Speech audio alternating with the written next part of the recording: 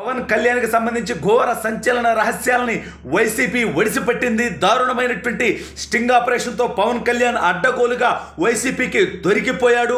అతను జోక్ చేసినట్టు కాదు, వాస్తవంగానే పవన్ కళ్యాణ్కి నాలుగో పెళ్ళాం ఉన్నట్టుగా వైసీపీ ఆధారాలు కూడా సేకరించినట్టుగా తెలుస్తూ ఉంది. అసలు నిజంగానే నాలుగో పెళ్ళాం ఉందా, ఉంటే ఎవరు, ఎక్కడ ఉంది, వైసీపీ ఎలా పట్టుకుంది అనేది ఈ వీడియోలో వివరించబోయే ముందుగా ఇప్పటివరకు మన ఛానల్ సబ్స్క్రైబ్ చేయని వాళ్ళు ఖచ్చితంగా సబ్స్క్రైబ్ చేయండి, మరో 10 మందితో చేయించండి. ఇక విషయానికి వస్తే నిన్న పవన్ కళ్యాణ్ గారు ఒక మాట చెప్పడం జరిగింది. నన్ను మాట్లాడితే నాలుగు పెళ్ళాలు అంటాడు, నేను 3 పెళ్ళిళ్ళు చేసుకున్నాను, 2 డైవర్స్ అయినాయి అని చెబుతూ నాలుగో పెళ్ళం లేకుండానే జగన్మోహన్ రెడ్డి నన్ను పదే అంటా ఉన్నాడు. కాబట్టి ఆ నాలుగో పెళ్ళం జగన్మోహన్ రెడ్డి అని అతను చెప్పడం జరిగింది. అయితే వైసీపీ దీని మీద సీరియస్గా తీసుకొని, అంటే జగన్మోహన్ రెడ్డి అనేటువంటి వ్యక్తి ఖచ్చితంగా పవన్ కళ్యాణ్ గారిని టార్గెట్ చేయటం కోసం, అంటే ఎంత నీచానికి దిగజారిపోతాడంటే ఇతని కుటుంబంలో వాళ్ళ ముత్తాత వెంకటరెడ్డి 2 పెళ్ళిళ్ళు, వీళ్ళ తాత రాజారెడ్డి 2 పెళ్ళిళ్ళు, జగన్మోహన్ రెడ్డి గారి సోదరి, సరే మహిళ మనం అనకూడదు, ఓకే వదిలేద్దాం ఆ టాపిక్. ఇంకొకరు వాళ్ళ బాబాయ్ వివేకానంద రెడ్డి, సరే అతను కూడా పోయాడు, అతను కూడా వదిలేద్దాం, ఓకే. ఏది ఏమైనప్పటికీ వాళ్ళ సొంత కుటుంబంలో నలుగురు మనందరికీ తెలిసినటువంటి వాళ్ళే, సభ్య సమాజానికి తెలిసినటువంటి వాళ్ళే 2 పెళ్ళిళ్ళు చేసుకున్నారు. మరి 2 పెళ్ళిళ్ళు చేసుకుంటే కరెక్టు, 3వ పెళ్లి చేసుకుంటే తప్పే ఉన్న రూల్ ఉందా?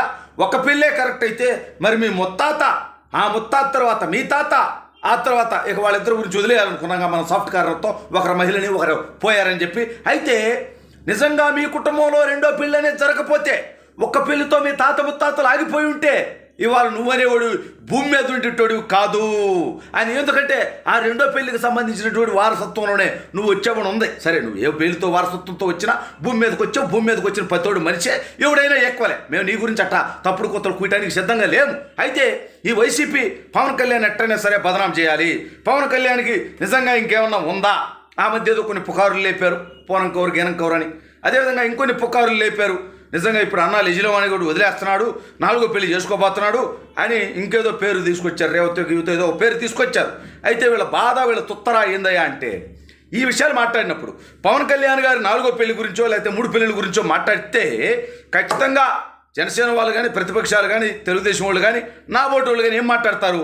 వాళ్ళ ముత్తాత వెంకటరెడ్డి 2వ పెళ్లి గురించి, వాళ్ళ తాత రాజారెడ్డి 2వ పెళ్లి గురించి, మిగిలిన వాళ్ళ కుటుంబ సభ్యుల్లో 2 పెళ్లిళ్ళ గురించి ఖచ్చితంగా మనం మాట్లాడతాం. అంటే వాళ్ళ కుటుంబ సభ్యులు, వాళ్ళ తాతని ముత్తాతని వాళ్ళ కుటుంబ సభ్యుల్ని అవమానించినా పర్వాలేదు, కానీ మన శాడిజాన్ని మాత్రం తీర్చుకోవాలి, పవన్ కళ్యాణ్ని విమర్శించాలి. ఒరే బఫోన్స్, రాజకీయాల గురించి మనం మాట్లాడుతున్నాం, వ్యక్తిగత విషయాల గురించి కాదు.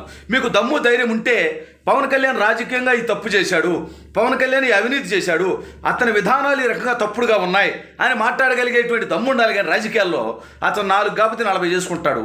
ఇప్పుడు ఆంధ్రప్రదేశ్ రాష్ట్రానికి కానీ ప్రజలకు కానీ వచ్చినటువంటి నష్టం ఏమన్నా ఉందా? ఇప్పుడు నీలాంటి బోకాడు ఉన్నాడు, ఒకసారి నీ తండ్రి ముఖ్యమంత్రి అయితే 43,000 కోట్ల ప్రజాధనాన్ని దోచుకొని 16 నెలలు జైల్లో చెప్పకూడదని ఇప్పుడు బెయిల్ మీద వచ్చి 10 సంవత్సరాలుగా బయట తిరుగుతూ కనీసం కోర్టు వాయిదాలకు కూడా హాజరవుతున్నటువంటి నీలాంటి డెకైట్ వల్ల కదా రాష్ట్రానికి నష్టం. ఇప్పుడు ఏకంగా ముఖ్యమంత్రి అయ్యావు, తండ్రి శవాన్ని అడ్డం పెట్టుకొని బాబాయిని మీరే వేసేసుకొని తండ్రి లేని పెట్టని, బాబాయి లేని పెట్టని, క్యాన్సర్ గడ్డగా ఇవాళ ఆంధ్రప్రదేశ్ రాష్ట్రానికి తయారయ్యావు నువ్వు.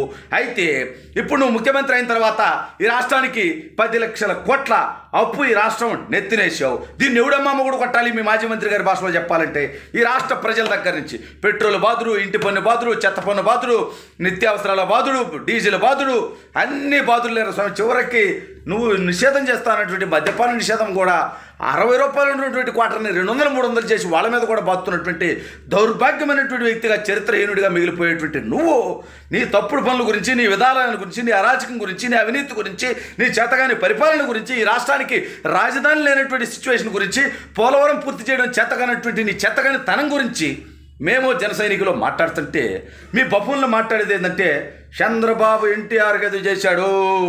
ఒరే బఫోన్స్, ఆ ఇన్సిడెంట్ జరిగి 26 ఏళ్ళు పైగా అయింది. చంద్రబాబు నాయుడు గారు ఆ తర్వాత, సరే అప్పుడు ఆయన దగ్గర నుంచి తీసుకున్నా, ఆ తర్వాత 1999లో 2014లో 2 సార్లు మళ్ళీ ముఖ్యమంత్రి అయ్యారు. అదేవిధంగా తెలుగుదేశం పార్టీ ఓటు బ్యాంక్ 40% పైగా ఉంది. అంటే మీ విమర్శలు పనికిరావు, ప్రజలు పట్టించుకోవట్లేదని తేలిపోయింది. ఇక మాట్లాడితే పవన్ కళ్యాణ్ పెళ్ళిళ్ళ గురించి, అతని గురించి మాట్లాడతారు. అతను ఎక్కడన్నా అవినీతి చేశాడా? అతని సినిమాల్లో సంపాదించి ఇవాళ రైతు ఎవరైతే కౌలు రైతులు ఉన్నారో ఆత్మహత్యలు చేసుకున్న వాళ్ళకి తన సొంత డబ్బు పంచాడు పవన్ కళ్యాణ్. మీ బతుకులకు ఎప్పుడన్నా ₹1 మీ డబ్బులు తీశారా? అదేవిధంగా తెలుగుదేశం పార్టీ కూడా ఎన్టీ రామారావు గారి పేరుతో ఎన్టీఆర్ ట్రస్ట్ పెట్టి భువనేశ్వర్ గారు కోట్లాది రూపాయలు వాళ్ళ వ్యాపారంలో కష్టపడి సంపాదించినటువంటి సొమ్ములో నుంచి సమాజానికి తిరిగి సేవ చేయడానికి ఖర్చు పెడతా ఉన్నటువంటి పరిస్థితి.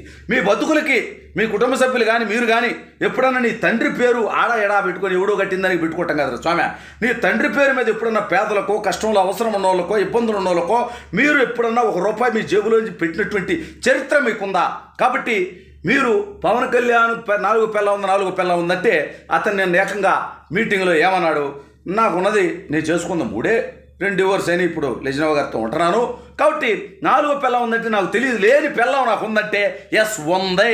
ఎవరా 4 పిల్లమంటే జగన్మోహన్ రెడ్డి అని చెప్పాడు. కాబట్టి వీళ్ళు ఎవరా 4 పిల్లమని ఎత్తకాల్సినటువంటి అవసరం లేదు, సమాధానం దొరికేసింది. జగన్మోహన్ రెడ్డే పవన్ కళ్యాణ్ గారి 4 పిల్లమని తేలినటువంటి నేపథ్యంలో ఇక నుంచి జగన్మోహన్ రెడ్డి గారిని కూడా మనం గౌరవించాలి. ఎందుకంటే పవన్ కళ్యాణ్ గారి పిల్లం కాబట్టి.